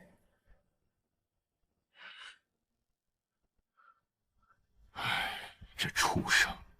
副总指挥使，那畜生刚刚离去，此地存留的妖气。你觉得能追上？老夫知道这东西，可这东西极限不过千里。你当那种连境的妖王是这地上跑的野兔子不成？只要那畜生想跑，哪怕是重伤之躯，也能一口气遁出千里开外。到时候你这罗盘便是个摆设。一旦出了这关中地界，往北是茫茫大漠，往西是崇山峻岭，天大地大，他若是一心想躲，随便找个耗子洞一钻收敛气息，哪怕是总司倾巢而出，想要再把他揪出来，尚要花费一番手脚。更别提总司怎么可能会为了区区一头种莲妖王倾巢而出？是卑职无能，若是我实力再强一些，哪怕只是能挡住那畜生的一击，你也不必分心，放跑了那老妖。行了，莫要做出这副小儿女姿态。你们还年轻，17、18岁的成丹，哪怕是在老夫那个年代，也是不多见。是我们这一代人没本事，没能把这世道清理干净，没能给你们争取到足够成长的时间。不管是前世还是今生，身居高位者，大多是让底下人去填命铺路，好成就自己的功名利禄。像他这般的人，实在太少了。江丫头，卑职在。你很不错，不管是心性还是手段，都比这小子强。虽说跑了那头老的，但这几头小的皆死于你手。此次泾阳之行，你当居首功。回去之后，老夫会亲自在功劳簿上给你记上一笔。多谢副总指挥。若我没记错，你此次来长安是为武庙一事吧？17、18岁的点墨，好好把握。你这丫头心够狠，手够黑，这一点颇对老夫胃口。只要你能从武庙中求得灵印，踏入点墨之境，老夫送你一番大礼。大礼，能让副总指挥使称之为大礼的，绝非凡品。卑职定当竭力。还愣着干什么？叫人来把这几具尸体运回去。这几头畜生一身皮肉骨骼，都是炼器制药的好材料，莫要浪费了。是。4头成丹境了，若是换作平时荒郊野外，算了。若是当着他的面施展血石功，怕是下一秒那根铁铜就要砸在我脑门上了。况且我体内金丹已然进无可进，再往里灌也只是溢出来，甚至反受其害。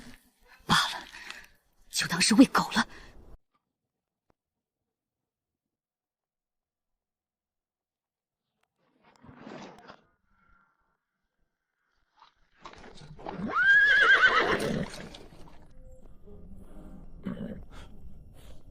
开侧门，放行。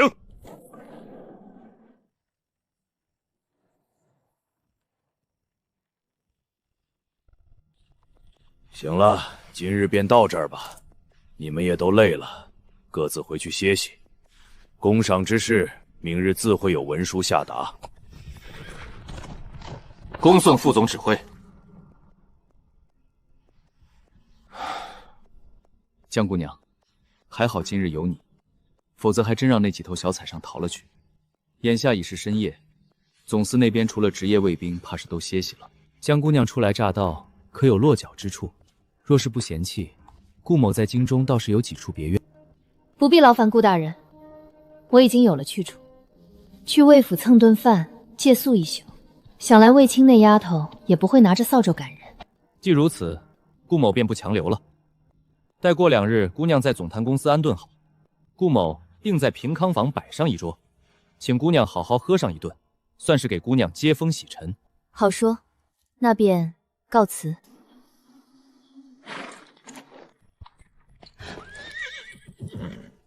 等等，寻妖盘。你放心，包在我身上。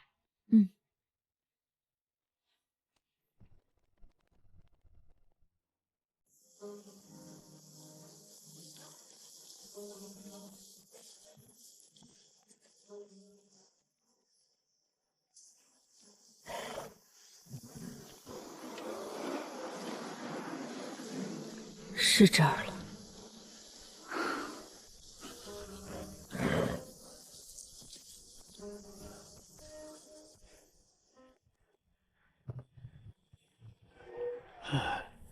哪位大人深夜造访？去，哪里来的乞儿？也不睁开眼看看这是什么地方？要饭去城南的悲天坊，跑到这永兴坊来撒野，也不怕被巡街的抓去打断了腿。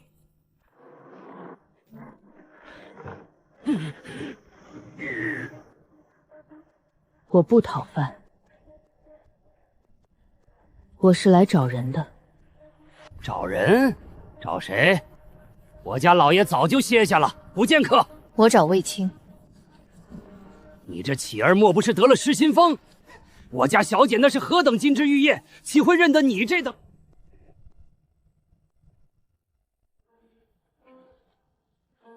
这……劳烦通报一声，陇右将月初前来拜访。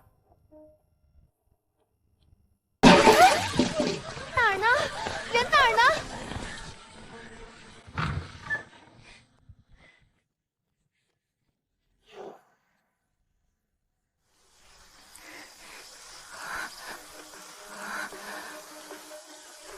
月初，你怎么突然来长安了？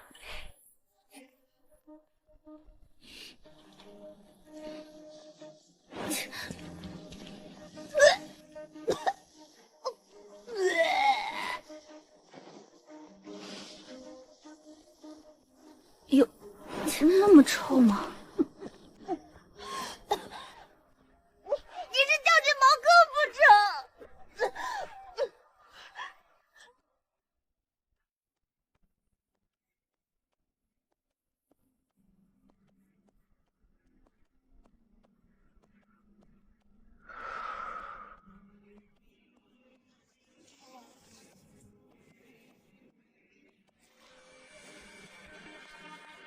这次又是什么妖物？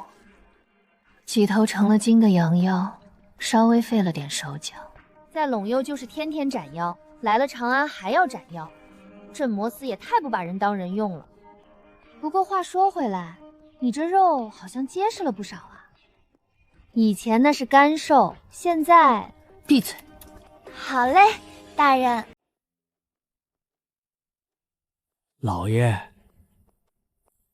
进来。老爷，方才小姐那边闹出了些动静，是有客到了。深更半夜，哪里来的客？是个年轻女子，穿着镇魔司的官皮，浑身是血，也不知从哪个死人堆里爬出来的。说是小姐在凉州时的旧识，既是青儿的朋友，又是镇魔司的人，那便好生招待着，让下面的人警醒着点儿，莫要失了礼数便是。对了，老爷，那女子自称姓江，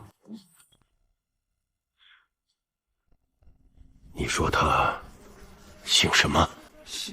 姓江。全名？江月初。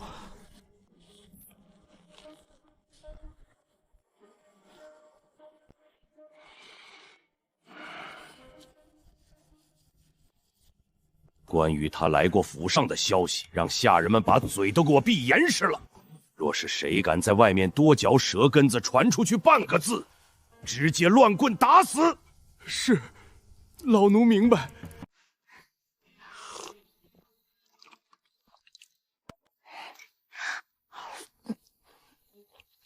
慢点吃，没人跟你抢。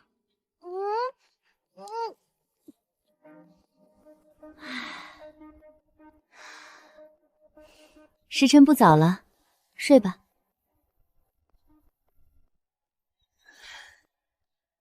我睡哪儿？自然是睡这儿啊。这不合适吧？我那一身杀气，怕冲撞了你。要不让人在隔壁收拾间客房？不行，这深更半夜折腾下人做什么？我好不容易盼到你来，有一肚子话想跟你说。快点，快点！虽然这辈子是个女儿身，可我那颗心终究觉得别扭啊。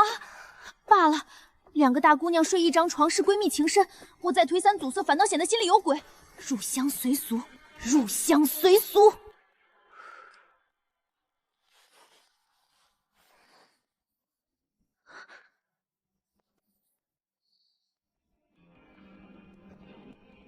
月初，你身子好硬啊！月初，你身子好硬啊！练武练的。这次来长安是为了什么？武庙，点墨镜灵印。那以后呢？若你成了点墨大高手，甚至成了种莲、关山，除了待在镇魔司，还有什么想做的吗？或许是想活得更久一点，更自在一点吧。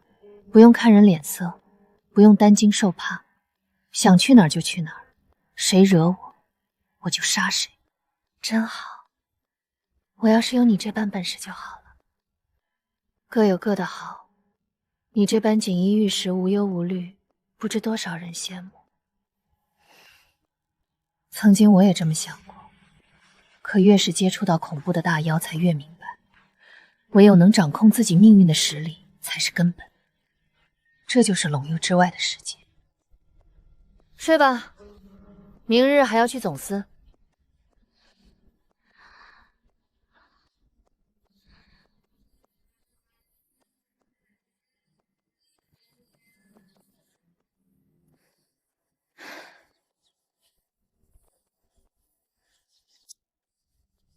江姑娘起得这般早，早膳已经备好了。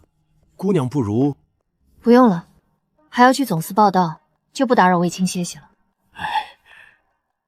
若是他醒了，替我说一声，等我忙完了再来看他。是，老奴记下了。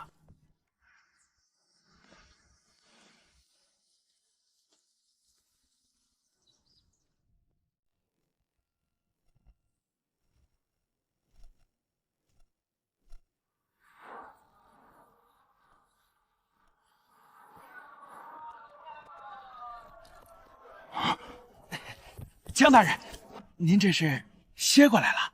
我找崔偏将，崔将军吩咐过，若是您来了，直接去功过堂。他从陈谷想过，就在那儿等着了。长安总司，大唐武者的最高殿堂，我终于走到这里。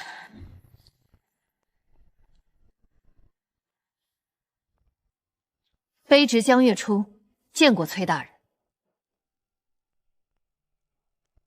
哈哈哈哈！不必多礼，可是江月初江郎将。来来来，坐。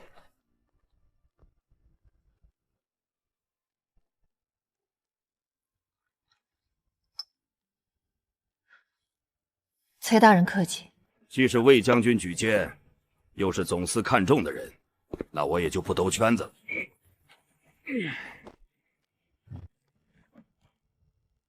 入武庙求灵印是朝廷卡得最严的一道关，核验出身，查证3代，清算功绩，测骨龄，验正身。光是这一套走下来，没个10天半个月，连武庙的门槛你都摸不着。这么麻烦？但你不必。昨夜，赵府指挥连夜来总司，亲自为你作保。你只需在此处按下手印，签上名字，再去验个身，确认不是妖族奸细，这事儿就算成了。踏入点墨之境，老夫送你一番大礼。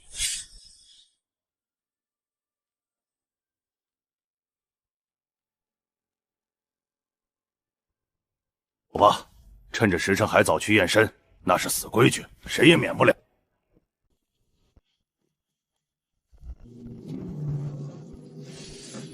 这便是总司的宝器照妖镜。若是妖魔化形混入，这镜子便会降下九霄神雷，将其轰成飞灰。何人？陇右都司江月初入庙求印。上去吧。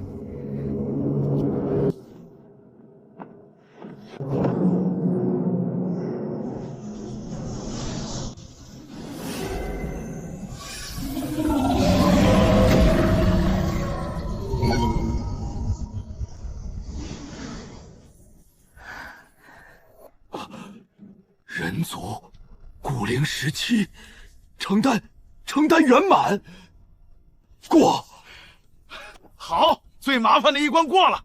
接下来便是等53刻，阳气最盛之时，武庙开启。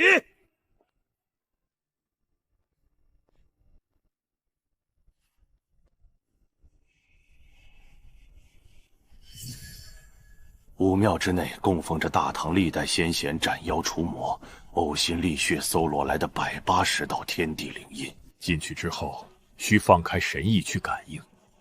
若是心性契合，自会有灵印降下印记，助你一步登天，踏入典墨。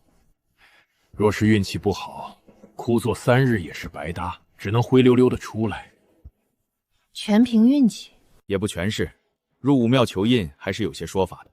这第一条便是静，入庙之后需静心凝神，切不可有丝毫杂念，更不可对庙中灵印有半分不敬。这第二条便是量力，武庙之中灵印众多，分个3、6、9等，有的温和，有的暴烈，有的更是凶烈异常。若是本身底蕴不够，神意不坚，强行去接那等大机缘，轻则神魂受损变成了痴呆，重则身死道消。还有这等说法？每年总有些自命不凡的天骄，眼高于顶，非要去求最顶尖的灵印，结果好好的苗子直接夭折了。所以，若是感觉到不对，切记立马断了念想，留得青山在，不怕没柴烧。那这第3条呢？嘿嘿，第3条便是听天命，哪怕你前2条都做到了，能不能求得灵印，还得看运气。这玩意儿跟找媳妇一样，讲究个缘分。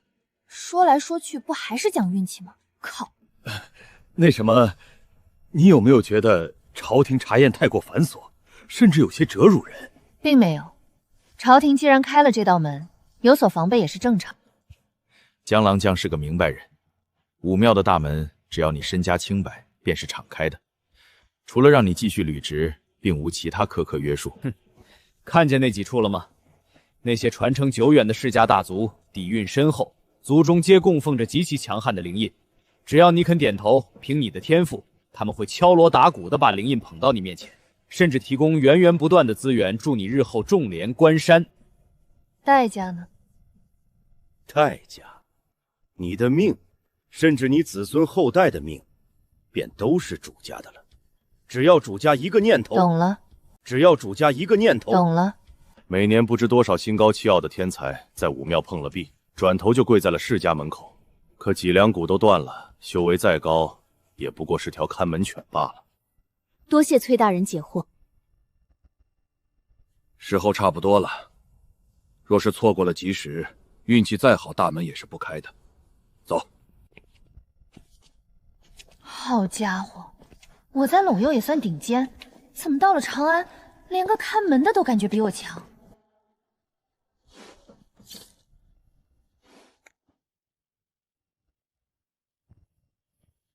武庙在西北角的太液池旁，这一路上得穿过好几处禁地，莫要东张西望。这里面住的不仅是陛下，还有后宫的娘娘们。若是看见了什么不该看的，卑职明白。其实，除了武庙求印和投靠世家，这世上还有第3条路，能让你一步登天。第3条路，以江郎将这般姿容，若是能被陛下看中，选入宫中封个皇妃什么的，到时候一国气运加深，什么灵印求不得，那可是几人之下，万人之上啊！崔大人，这玩笑一点都不好笑。当我没说，当我没说！快走，快走，马上就到武庙了，莫要误了时辰。前头便是太液池，武庙就在池子北边。这附近常有贵人赏景，若是冲撞了，啊！我尼玛，怕什么来什么。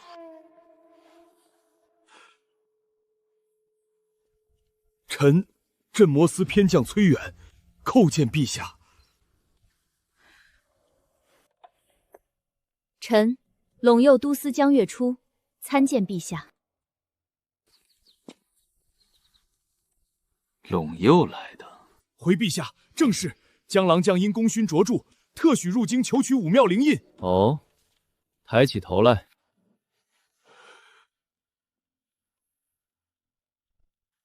这丫头好大的胆子，竟敢直视龙颜！你叫江月初，咱们是不是在哪里见过？我操，完了，不会真被陛下看中了吧？回陛下，臣从未入过皇城，想来是陛下记错了。也是，朕这几日批折子批得头昏眼花，看谁都觉得眼熟。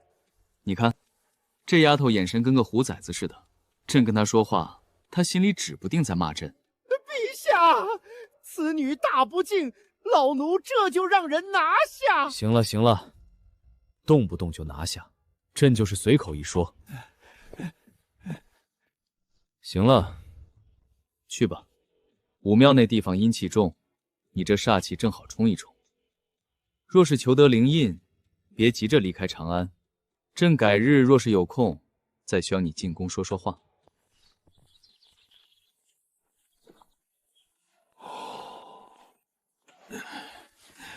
我的姑奶奶，也就是陛下今儿个心情好，换做旁人，敢这般眼神直视龙颜，早就被拖出去砍了。崔大人，时辰不早了。对对对，正事要紧。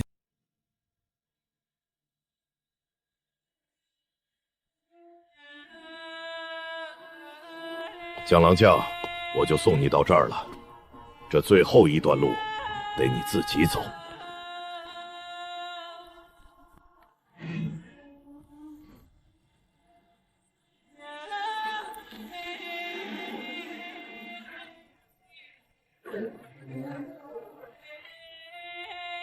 江郎将，这一步踏过去，便是天差地别，你可得上点心。多谢崔大人提点，卑职记下了。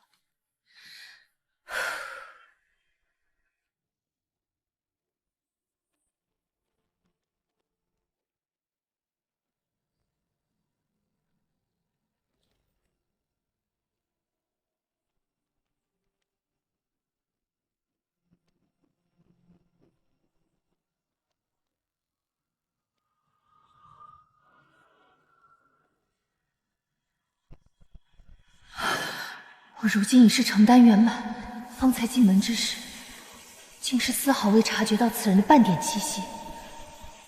是个高手，而且是那种高到没边、极其恐怖的老怪物。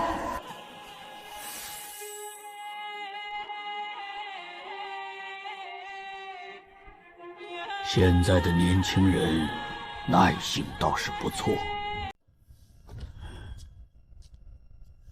晚辈陇右都司江月初见过前辈。陇右来的，那地方苦寒，能养出你这么个水灵的女娃娃，倒是稀奇。前辈谬赞。行了，别杵着了。既然来了，就是求印，坐吧。静心凝神，放开思绪。至于能求得什么，全看你的造化。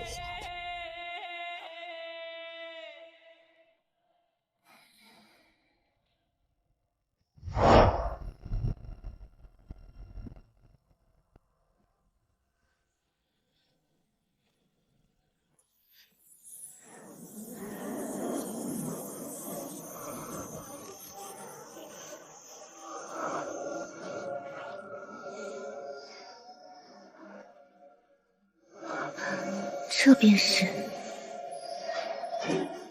灵印。废物，勾勾手就来了，想来也就是路边一条。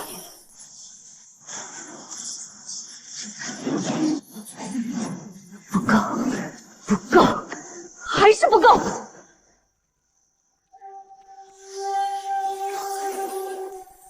来都来了，若是不看一眼最好的，我这辈子都会后悔。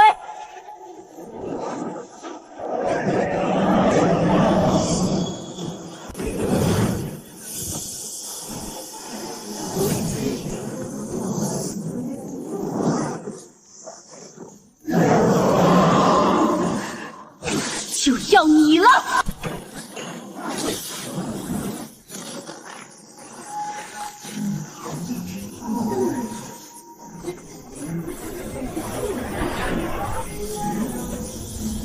给我滚！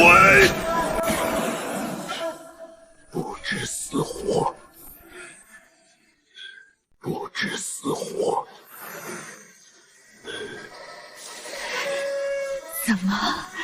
看不上我？我这一路走来，杀过虎，宰过狼，屠过白猿，斩过蛟龙，不过是个死物，你也配看不起我？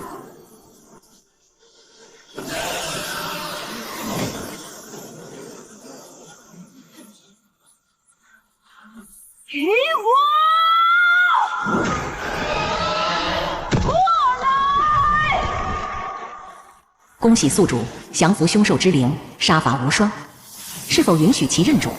好霸道的性子！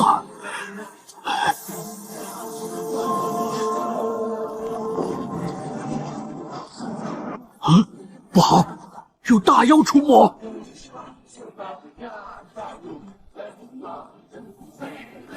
这都多久了？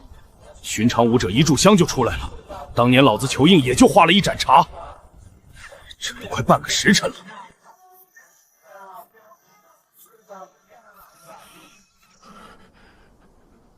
这丫头该不会是在里面睡着了吧？还是说，因为贪心，强行去求顶尖灵印，结果神魂受损，变成了傻子？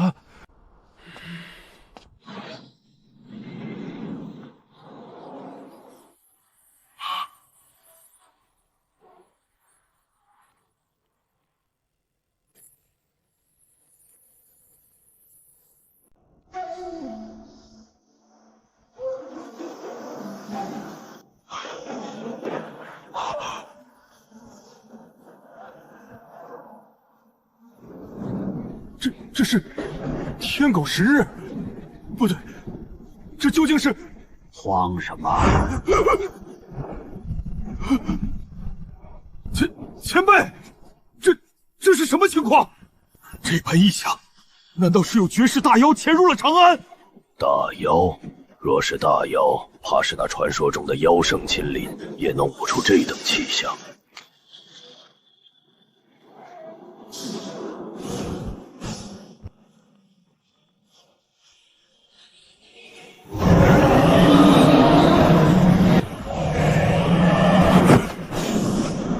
那是龙，真龙！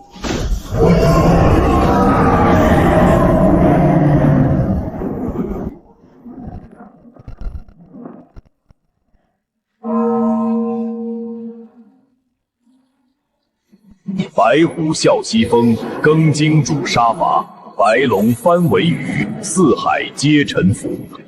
黑熊震万古，神魔一念间。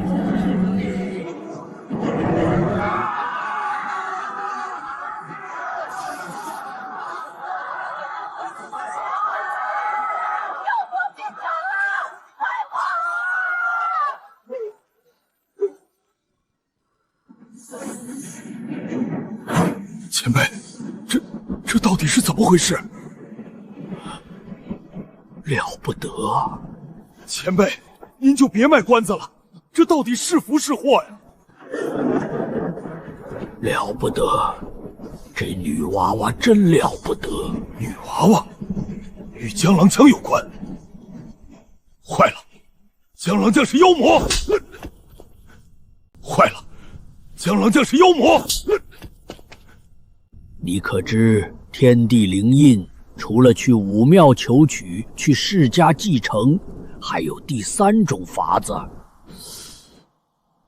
当皇妃？寻常武者是人求印，而这一种是印求人，无需卑躬屈膝，无需祖荫庇护，仅凭自身一道神意，便引得天地共鸣，让那灵印甘愿为你落下印记，化作登堂入室的基石。总而言之，这般能以自身意志强行降服天地灵印的人物，整个大唐立国800载，加上前朝，满打满算，也一只手数得下来。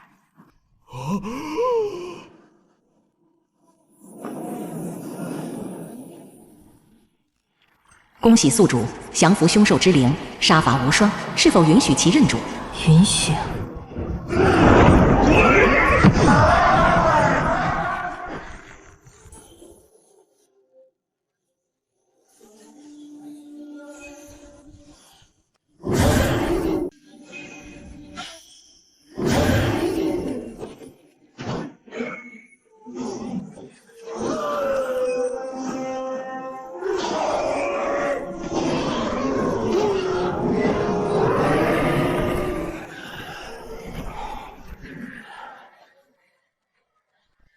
是什么意思？难不成破叔觉得那黑影太垃圾，配不上我？如果不求灵印，那这点墨镜我又该如何去破？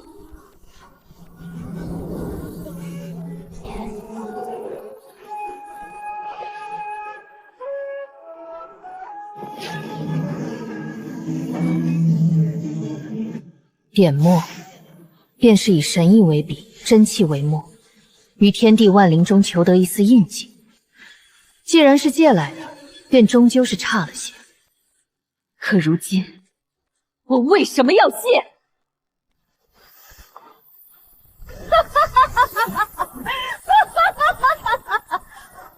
这万古妖魔皆在我谱中，何须向外求？何须看天地万灵的脸色？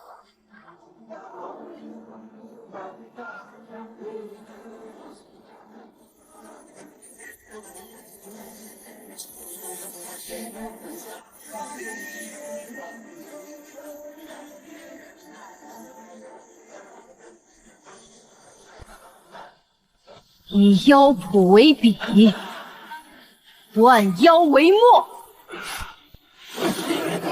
给我点！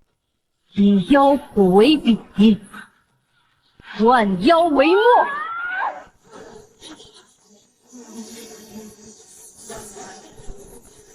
给我点！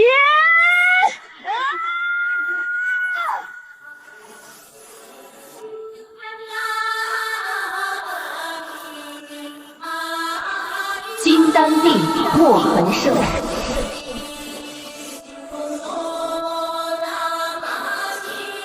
墨染金丹开混沌，笔走龙蛇气混神，万灵护手归小径，从此凡胎化圣身。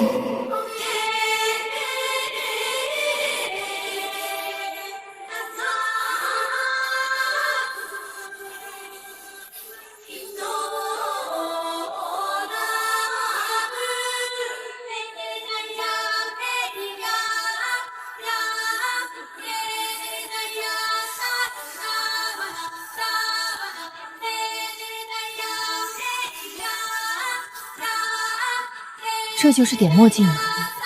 先前成丹镜金丹脆弱，容纳不了多少真气，而现在所储存的真气，节省点用足够坚持半个时辰。难怪世人都说不成点墨不知其中滋味。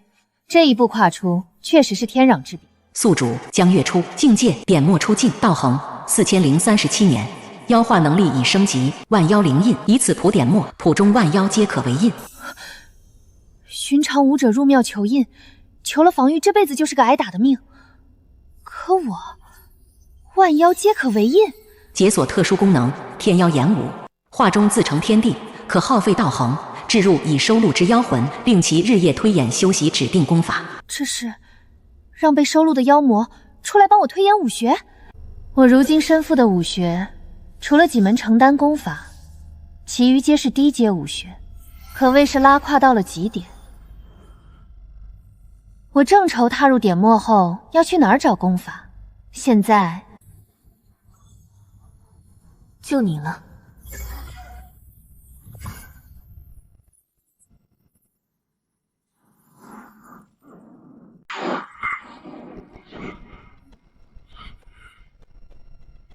是否投入道行开启推演？10年道行等于1时辰。10年，1天12个时辰，那便是要烧掉100多年的道行。罢了，道行本就是要花的。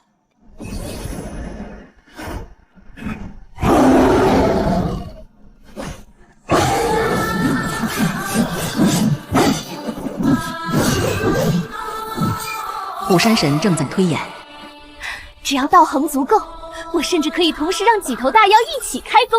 虎妖练刀，狼妖练身法，雄军横练，这就是资本家的快乐吗？哦，这人族的功法你一头猪看得懂吗？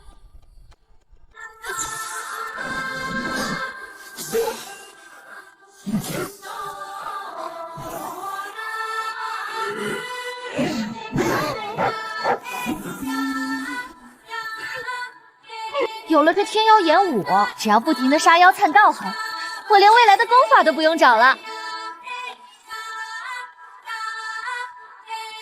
嗯，那老头呢？走了？